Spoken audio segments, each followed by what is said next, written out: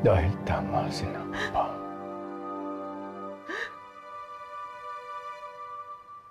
Magkaiba nga ang mundo nating dalawa. Ayun ka.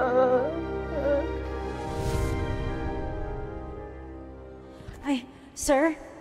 Sir, ano na pong balita sa nangyari kay Edgardo? Ilang araw na rin nakalipas mula nung mangyaring aksidente. Pero wala talaga kaming makitang bangkay. Kaya tinigil na po namin yung retrieval operation.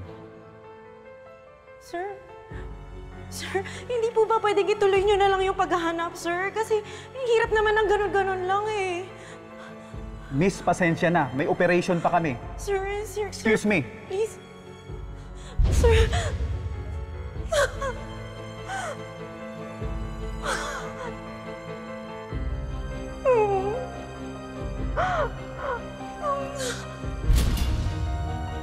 Pa, mali na yata itong ginagawa ko eh. Oras na malaman niya na miyembro ka ng sindikato. Tingin mo, mamahalin ka pa niyan?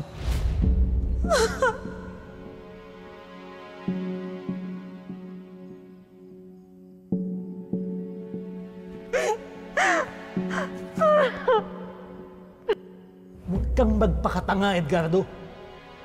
Huwag mong talikuran ang pera at impluwensya natin para lang sa isang babae. Kalimutan mo na si Alma. Babae lang yan. Madaling palitan.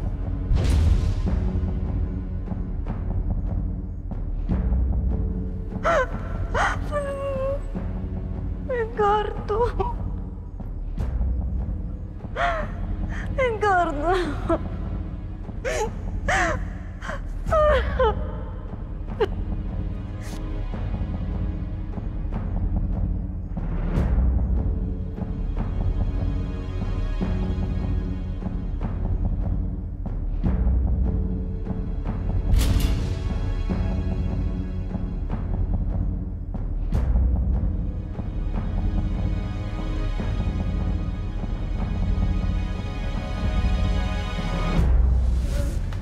Isang pagkakamali ang nagmamahalan tayo.